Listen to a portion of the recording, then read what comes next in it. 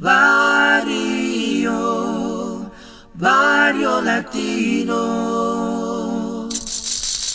I think we need some of our Latinos to rise a little bit higher. Many of them have risen to a certain level and they've been helpful to the Latino community. But we need some voices to rise higher to be leaders. She was a go-getter.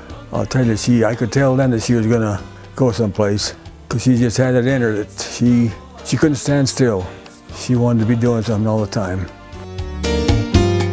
Just for my kids to be proud of themselves, overwhelmed with what they do, so that they can be better at whatever they do in life. I want them to educate themselves, go to school, graduate, have great jobs. But within all this, I want them never to forget who they really are. What has he done for me? He's gave me a reason to go out. How has it helped me? I'm here. I can say honestly, I'm here and I'm happy for what I have. And I would recommend this program to anybody.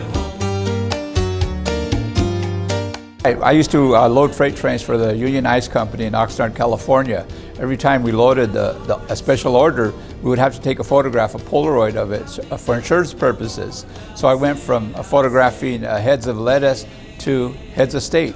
Barrio, Barrio Latino.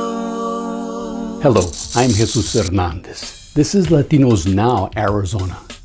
The stories in this first edition are about pride, Latino pride. From the barrios of Hayden, Arizona, Pete Rios became the first and only Latino to serve as President of the Senate in Arizona. Pete Rios is a Democratic mainstay in Arizona politics. His achievements are remarkable considering his amazing journey from a barrio in the copper mining community of Hayden, Arizona. The world that I witnessed growing up was a very segregated world.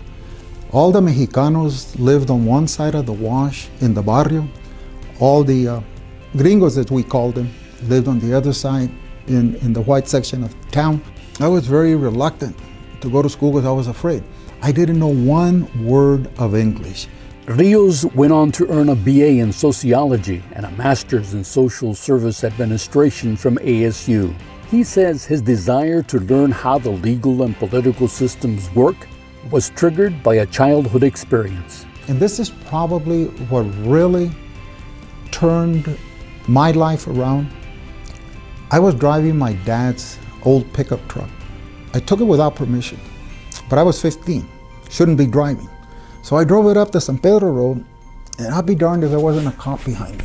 And I thought I was driving straight. But anyway, he pulled me over and said, "Let me see your license." So I don't have a license. He says, "Okay, ticket, blah, blah, blah. You'll be in front of the magistrate, the judge, and such a date." The chief of police took me before the magistrate, and he started on this litany about how Pete Rios is just a troublemaker, and he's out of control, and blah, blah, blah, judge, and whatever. I'm going, well, wait a minute. I'm just here because I took my dad's truck without permission and I don't have a license. The judge said, "Okay, your sentence is 10 days in jail." And I'm thinking like, nah, you're kidding. It wasn't until the iron door slammed behind me that I knew he was serious. And I'm going, I'm 15, I don't have any business here. And then the judge came by the iron door and he said, "Well, you know what, Pete, if you work for the town, I'll cut your sentence in half. So you only have to serve 5 days. Do you want to do that?" And I'm going, yeah, I want to get the hell out of here as soon as possible. What was really sad was that there wasn't anyone in our Chicano barrio that was audacious enough, sophisticated enough, or educated enough to be able to step in and say, "What the hell is going on here? This is a minor that's 15 years old. He has no business in an adult jail." And there wasn't that resource. So I remember thinking, I got to get myself in a position where this kind of stuff doesn't happen to children, because at 15 you're still a minor. And I think that's had a lot to do with me after getting out of high school and after getting out of college that I got into politics. Pete Rios' political career includes 20 years as a state senator and 4 years as a state representative. During that time, he served as president of the 40th legislature. Beyond the district he serves, Rios has some concerns about what has happened to the accomplishments of the past by Latinos. How far we had come and how far we have gone back. In the 50s and the 60s, we had a lot of struggles, but we had a lot of good leaders too. I mean, in the valley, voices, good voices. Alfredo Gutierrez, Joey Lopez, my friend Ed Pastor, his brother. You know, we had some leaders that spoke up, and we made a lot of gains. We made gains not only in Arizona, but nationwide. Some of us don't even identify anymore with our Latino heritage. Most of us still do, and we're very proud of it. You know, we're not gonna have a homogeneous group of Latinos. We don't. We are very heterogeneous, and we all march to little different drummers.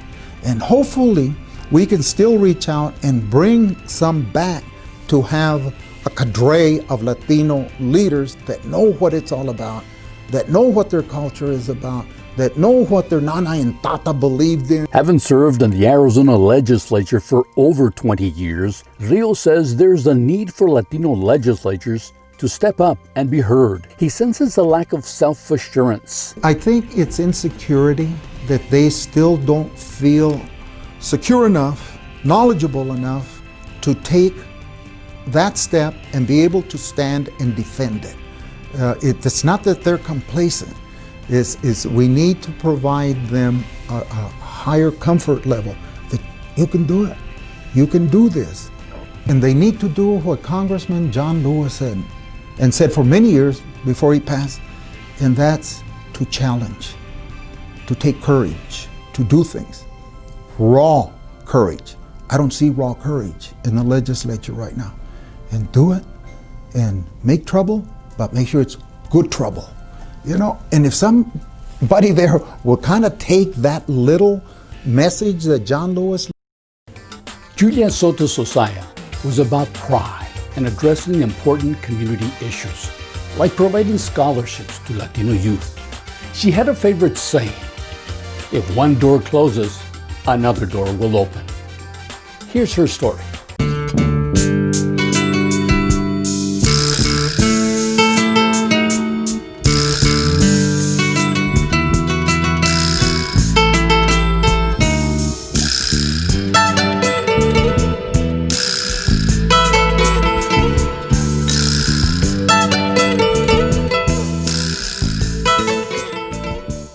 Julia came into this world on March 23, 1926, and for nearly 79 years blessed us with her charm and charisma. She was a farm girl. Her parents, who were Spaniards, owned a large ranch along the Colorado River near Kingman, Arizona. They owned sheep, cattle, and grew vegetables. As a youngster, Julia attended school in Oatman, Arizona, a mining town that became famous when gold was discovered. The school she went to is still standing. It overlooks a town that has become a popular tourist attraction. Family and friends who grew up with Julia remember an inquisitive youngster ready to take charge and ready to offer advice. Well, she was always telling the other kids what to do right and what to do not to do. A quote that she used very often, it was, if one door closes, another will open. That's not going to stop me. It was in high school that Julia, a local beauty queen, was attracted to Steve Sosaya, a jock, a popular football star. It was in 1949, after Steve returned home from the Army, that they were married in Kingman, Arizona. They were married for nearly 60 years.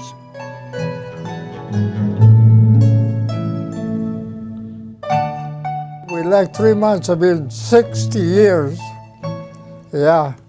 And I was surprised that she was even single when I came back, because there were thousands of GI soldiers, you know, training right there in the desert training. And all the young Mexican people, kids, you know. But she told me, she said, I've been waiting for you. Julia Soto Sosaya was not your typical community activist. She was a true achiever. She was a doer devoted to improving life in her community.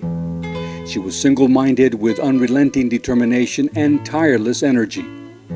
She was one of the most consistent and enduring advocates for the empowerment of Hispanics in Arizona. You know, advocating for the poor, advocating for our community is tough stuff, but she never quit. I mean, so that's one of the things you just have to admire of an entire lifetime. And for her, it was much more difficult than the rest of us. I don't know how many kids went to college because of scholarships that she found manufactured or were given because of her abilities to convince corporations and organizations to give to kids. People have to realize, and our youth have to realize, that nobility is not won by trying to force things, but nobility is won by the works of that individual. And this is a lot of her legacy is the nobility that she showed, you know, and she earned that nobility. Julia's distinguished career spanned more than 40 years. Her lifetime achievements are a reflection of a person who was disciplined, who made tough choices and understood the potential of the Latino community, always promoting education, economic growth, and full participation in the political process. In 1975, she was featured in a television special, The Mexican American, on Cool TV. She talked about the value of bilingualism.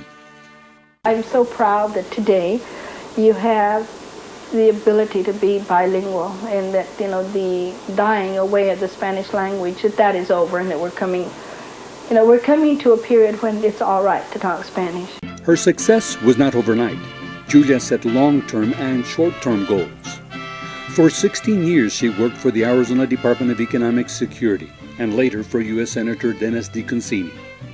Her attention to detail and foresight made it possible for her to achieve a number of professional milestones.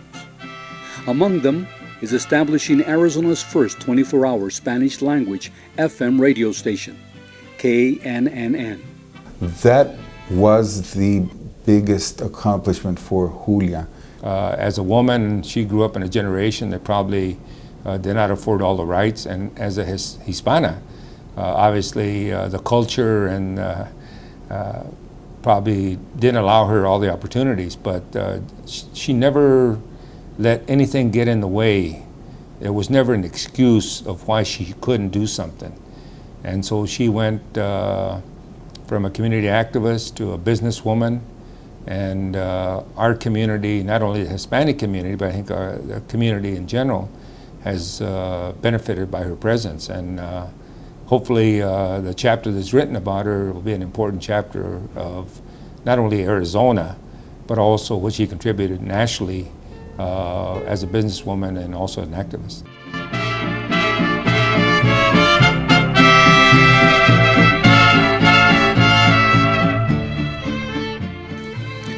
For Steve Sosaya, the accomplishments of his loving wife are wonderful memories of the life they shared for nearly 60 years. Memories of moments of joy, tenderness, and companionship.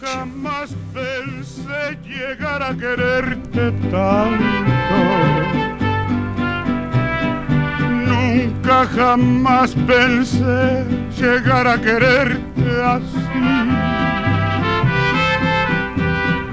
Nunca jamás pensé derramar mi llanto por un amor que había de pagarme así. Sé que te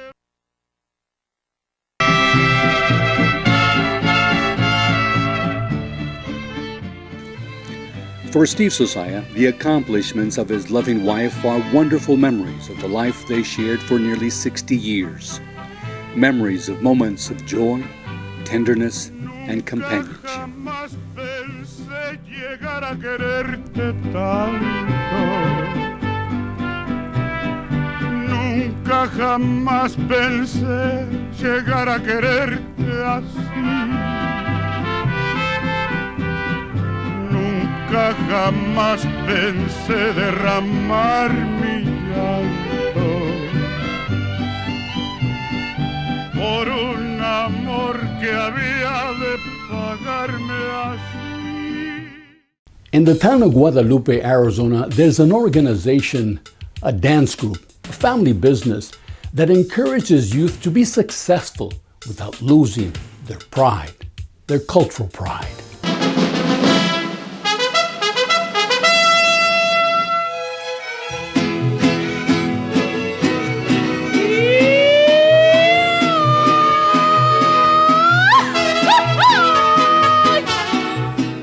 Folkloricultura Mexicana is a traditional Mexican dance group started by Francis Vacanetti to entertain audiences and help children understand the value and the importance of embracing their culture.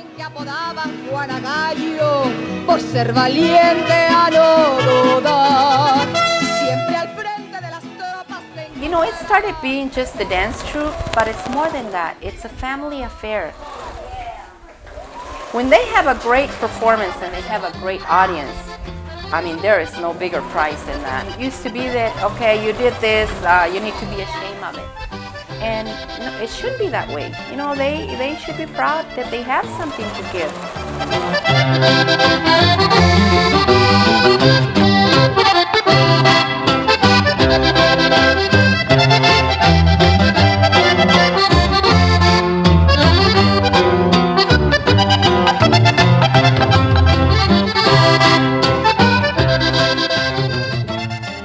The creation of the outfits and the performances of Folkloricultura Mexicana is unquestionably a labor of love and tradition for Vacanetti and her daughters.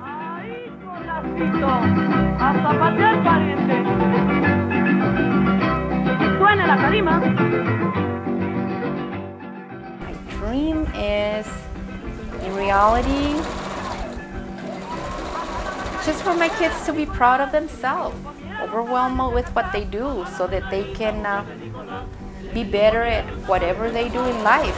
You know, I want them to educate themselves, you know, go to school, graduate, you know, have great jobs. But within all this, I want them never to forget who they really are. You know, I don't ever want them to be ashamed of what they are. I want them to nourish their culture and be proud of who they are, because that way they can do a lot better in life, I feel. I think it's great what she's done and what she's doing.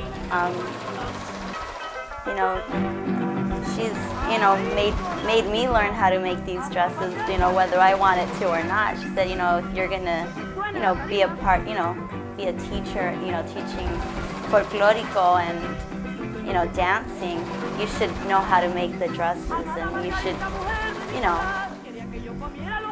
be able to pass it on. I've been dancing since I was like 8 years old, 9 years old, and it's something that my parents always like made us, you know, actually put us into it, and since then we've really been dancing since then, off and on, and it's something that we enjoy and just decided to keep going. The youngsters who are part of Folkloricultura Mexicana have learned to perform traditional dances in outfits that represent many of the regions of Mexico: Veracruz, Jalisco, Michoacán, Sinaloa, and those worn by Aztecs and revolutionaries who fought alongside Pancho Villa. Our next story is about pride and service. It's our way at LatinosNow Arizona to honor our veterans and recognize the challenges they face after proudly serving their country. Angel Maldonado is a Purple Heart recipient who is battling PTSD. Recently, he found a four-legged friend that changed his life forever. This is a precious moment for retired Master Sergeant Angel Maldonado, an Iraqi war veteran. He's spending time with his best buddy, Louie, a Labrador retriever who had been abandoned and abused. Their bond has caused profound life-saving changes in their lives. What has he done for me? He's gave me a reason to go out. How it has it helped me? I'm here. I can say honestly, I'm here and I'm happy for what I have. And I would recommend this program to anybody that's having problems. If you got the time, you got the determination, you want to learn, these people will help you. Maldonado and Louie are graduates of an organization in Peoria called Soldier's Best Friend. For several years, they've been helping veterans with combat-related PTSD or traumatic brain injury with service or therapeutic companion dogs, most of which are rescued from local shelters. The veterans, many of the veterans that we work with, not all, but many of the veterans have been struggling with suicidal thoughts. As a matter of fact, the last statistic from the VA is that 20 veterans take their lives each and every day. Maldonado admits that before he found help at Soldier's Best Friend, his home was his sanctuary. He spent his days locked up with the shades drawn and monitoring the security cameras. If I didn't find something to fill the void of being out of the military, not being with my brothers and sisters in the military, I probably wouldn't be here today. I was going down a dark path. People who are dealing with PTSD have their own demons, and they're dealing with something in their mind also, like an everyday thing. From what my husband says, it's like a video that he's watching over and over. Darlene and Angel were both soldiers when they met. Angel retired after 21 years in the Army. 19 years later, he was called back into service after 9/11. He did 4 tours in Iraq. He was wounded. His assault vehicle was struck by a rocket-propelled grenade and survived an ambush as his unit was on its way to deliver fuel to Marines.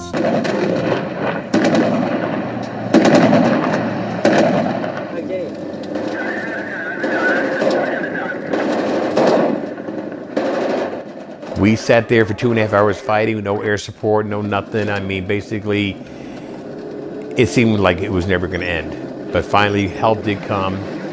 We were able to have the military police take the fight to them.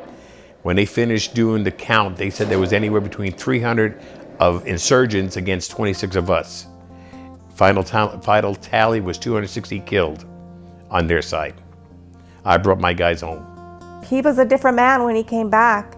And at first I thought it was me. I mean, what am I doing wrong? Should I not ask about? I didn't know what to ask. I literally was on eggshells. Just, it was very scary.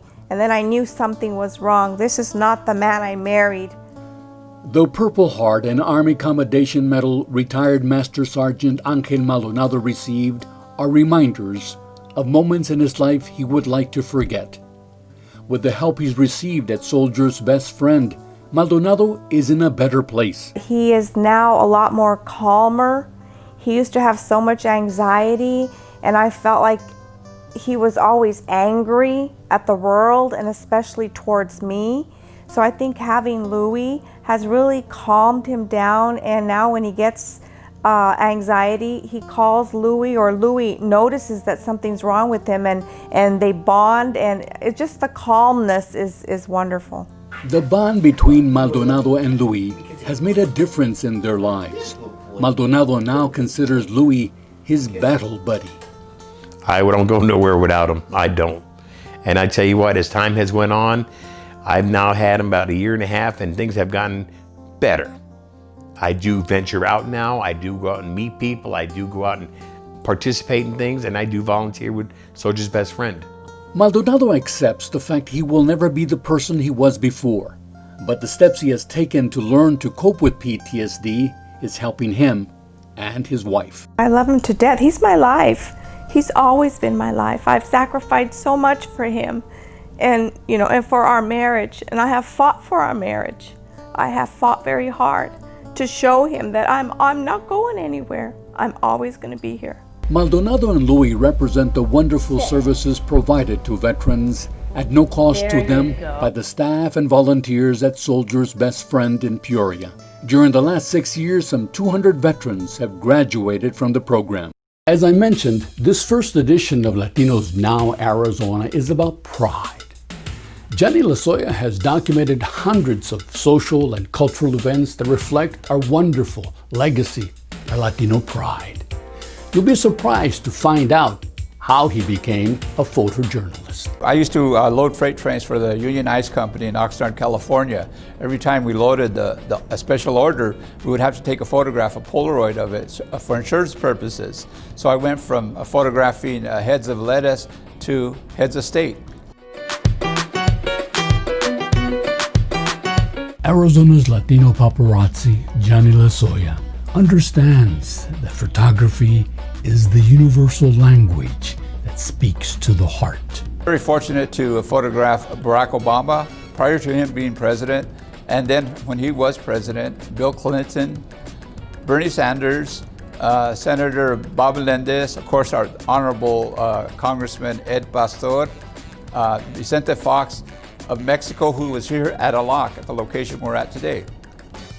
Jenny Lasoya is our eyes to Arizona's Latino world. He is an artist, a photojournalist, someone passionate about his profession, a profession he discovered by chance. I used to be a gardener for 5 years, and I used to be pushing a lawnmower and also a vacuum to blow the dust away. But while I was doing that, I was standing tall with pride, with the same amount of passion that I had for that. And I was thinking I should be doing something else, but I never knew what it was till I had the opportunity to work for Lowrider magazine.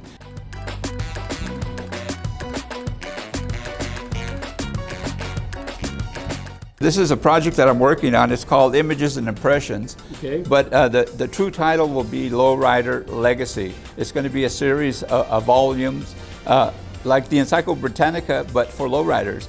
And we're going to each and every club in the Southwest to develop club stories. And this is a book that was done in our club in 1974 in the... and there you are right there. And there I am right there. Okay. And that was the moment of inspiration for me to follow into the commercial photography in lowriding.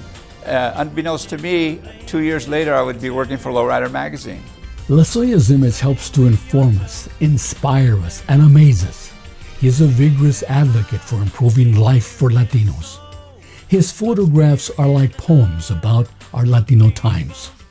They preserve those moments that will help future generations of Latinos to appreciate our joys, our pride, and our social struggles for fairness.